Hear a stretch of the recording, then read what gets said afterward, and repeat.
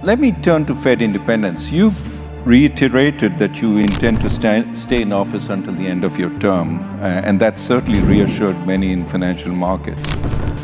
What are the levers the government or the legislature have to pressure the Fed? And should one worry about threats to the Fed's independence once you're gone? So our independence is a matter of law. Generally speaking, Fed independence is very widely understood and supported in Washington, in Congress, where it really matters. And the point is, we can make our decisions, and we will only make our decisions based on our best thinking, based on our best analysis of the data about what is the way to achieve our dual mandate goals as we can to best serve the American people. That's the only thing we're ever going to do. We're never going to be influenced by any political pressure. People can say whatever they want, that's fine. That's not a problem. But we will do what we do strictly without consideration of political or any other extraneous factors. Do you ever wonder if the Federal Reserve, America's central bank, the economic heartbeat of the country, can actually stay independent while politicians are breathing down its neck? Because right now, it's being tested harder than it has in decades, probably since the 1950s. And let me tell you, the cracks are already showing. We've got executive orders flying around, politicians going off in public rants, and even some sneaky little changes happening inside the Fed itself. All of it's raising a big red flag. Can the Fed still make decisions without being pushed around by political agendas? History's been crystal clear on this, and not in a good way. Every single time a central bank gave in to political pressure, it ended the same way. Inflation shot up, the economy went wobbly, and the country ended up paying the price. Fast forward to today, political polarization is off the charts, and 2025's economic forecast, let's just say it's walking on eggshells. The Fed is on a tightrope, no net underneath. And the question now is, can it keep its balance, or are we watching the beginning of a dangerous fall? You're welcome to Dollars in the Door. Here you will get insightful information about building a very successful lifestyle and balanced life all round. Remember to click the subscribe button and ring that bell for more updates before you proceed. Let's rewind the clock for a second. All the way back to 1913, when the Fed was first created. Believe it or not, independence wasn't even part of the plan. The Fed back then was basically the government's sidekick, not the economic powerhouse we know today. The Treasury Secretary actually had a seat at the table, literally sat on the board. And during the 1940s, the Fed played along with the government, keeping interest rates super low just to help finance World War II. It wasn't until 1951, almost 4 decades later, that the Fed finally stood up and said, enough. That was the moment it broke free from direct political control. It was a bold move, one that declared loud and clear. Monetary policy should be about solid economics, not who's in office. That's why the Eccles Building, where the Fed's Board of Governors meets today, is a literal monument to that hard-won independence. Named after Mariner Eccles, one of the OG fighters for Fed autonomy. That guy didn't play when it came to keeping politics out of monetary decisions. Now let's break down why this whole central bank independence thing matters so much. In plain English, when a central bank is independent, it means it can make decisions about money, interest rates, inflation, without the government trying to pull the strings, and that's huge. Because when the bank is free to focus on the economy, not elections, it leads to better outcomes. We're talking lower inflation, steadier growth, and no, that doesn't mean we have to trade jobs for stability. The data's got the receipts. Independent banks perform better, period. Why's that? Because they play the long game. They're not chasing votes or headlines. They're thinking 10 steps ahead. Alan Greenspan, one of the Fed's most iconic leaders, nailed it back in 1996 when he warned, if the Federal Reserve's monetary policy decisions were subject to congressional or presidential override, short-term political forces would soon dominate, inflicting severe damage on our economy.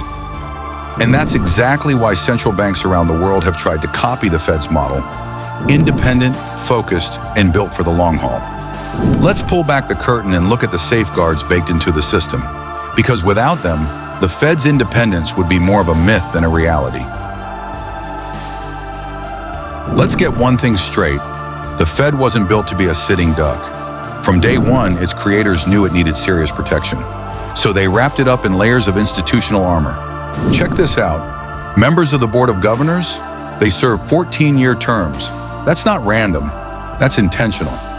14 years means their terms stretch way past anyone, presidency or congressional cycle.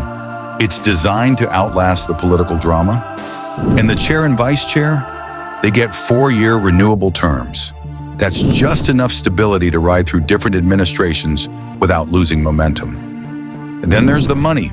The Fed doesn't rely on Congress for funding. Nope, it funds itself. That means no one can just yank the purse strings to control it. And structurally, it's kind of a free agent. It's not part of the executive branch, not part of Congress, and definitely not the courts. It's independent by design, floating above the 3 branches, watching the economy like a hawk. And for a long time, this setup worked, like really worked. Look at former chairs like William McChesney Martin and Alan Greenspan. These thrived, leading the Fed for nearly 20 years each, guiding the country through storm after storm under presidents of all stripes. But here's the catch.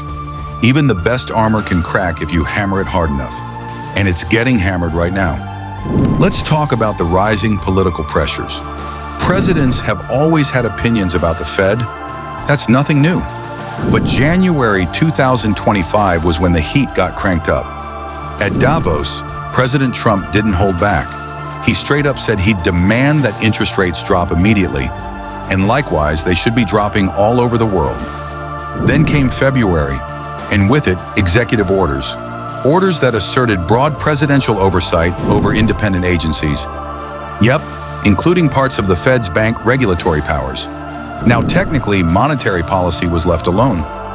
Technically, but the line is getting blurrier by the day. And blurred lines in monetary policy is a recipe for disaster. Want proof? Look back at 2023. Remember when Trump threatened to fire Fed Chair Jerome Powell? Markets freaked. The S&P 500 dropped to its lowest level in almost a year. Instantly. Why? Because when it looks like the Fed's not in control, investors panic, and that panic spreads. But here's the thing. It's not just one side of the aisle turning up the pressure. In February 2025, Senator Elizabeth Warren came in hot during Senate testimony, calling on Powell to move more rapidly to bring down interest rates. Left, right, doesn't matter. Everyone's trying to steer the wheel now. And if you think that's just politics as usual, let's go back to a very specific cautionary tale. Nixon. Yep, Richard Nixon. During his presidency, tapes and diaries later revealed he leaned hard on Fed Chair Arthur Burns to pump money into the economy right before the 1972 election. It helped Nixon win, sure, but it also helped set off the economic disaster we now call 1970s stagflation. Inflation, recession, misery. That ghost is still whispering today, and it's saying, be careful, because when politicians play tug of war with the Fed, the whole economy ends up in the mud. Let's zoom in on what's really going on behind the scenes. Let me tell you something that most folks don't even realize. The real danger to the Fed's independence is not coming from fiery tweets or podium rants.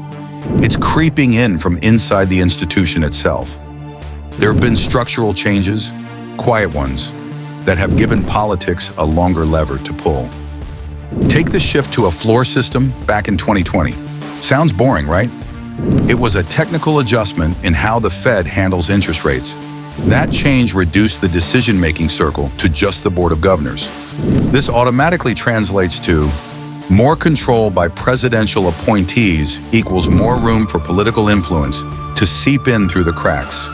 And here's where it gets even messier. Leading researchers are sounding the alarm bells. They're saying this shift basically stripped away the Fed's strongest arguments against getting dragged into fiscal policy. You know, Congress's turf. So now, Congress has fresh political ammo, more ways to pressure the Fed, and more reasons to question every decision. And that decision-making circle is smaller, easier to capture, and easier to sway. Legally, on paper, the Fed is still independent. But practically, that independence is wobbling. And let's zoom out for a second. On a global scale, the US ranks in the bottom quartile when it comes to central bank independence. So even before the recent chaos, we weren't exactly leading the charge in protecting monetary sovereignty. The idea that the Fed was some invincible fortress was already an illusion. And the markets see everything. Financial markets have zero tolerance for anything that smells like central bank meddling. Investors are watching, hawk-eyed. Goldman Sachs' chief economist, John Hatzius, didn't mince words. He warned that policy uncertainty and Fed vulnerability are now critical challenges for investors. That's economists speak for, yo, we're nervous. And we've already seen what can happen when that nervous energy goes full panic. Back in 2023, remember when tariff threats suddenly made investors question whether the Fed could still keep inflation under control? In just 2 days, global equities bled $5.4 trillion. Yeah, with a T, Asian markets tanked. Investors bolted. Chaos. Looking ahead, Goldman is cautiously hopeful. They're projecting US GDP growth at 2.5% for 2025, with just a 15% chance of a recession. But, and this is a huge but, that forecast hinges on the Fed staying independent. If political interference ramps up, forget those numbers. They're toast. Hatzius even said that under heavy political pressure, the Fed might not be able to act fast during future crises. And if the Fed can't act fast, the economy can't heal fast. Period. So the question stands, can the Fed actually maintain its independence? Former Fed Vice Chair Donald Cohn isn't sugarcoating anything. He laid out the 4 big threats staring us right in the face. 1. Political polarization that's making actual policy debate nearly impossible. 2. Public trust in institutions is still bruised from the Dodd-Frank fallout. 3rd, relentless political pressure every time interest rates move. 4, and this one's big, the Fed's growing role in regulation, which is dragging it into more politically unpopular territory. Tradition alone won't cut it anymore. The Fed's going to need next-level resilience, the kind that doesn't flinch in the face of political fire. It's going to take leaders who are willing to stand up and hold the line, even when every headline and senator is pushing back. And here's where we are. The Fed is balancing on a knife's edge. Sure, the safeguards are there, but they're showing cracks. Political pressure is knocking at the door. It's camped out on the front lawn, waving signs from both parties.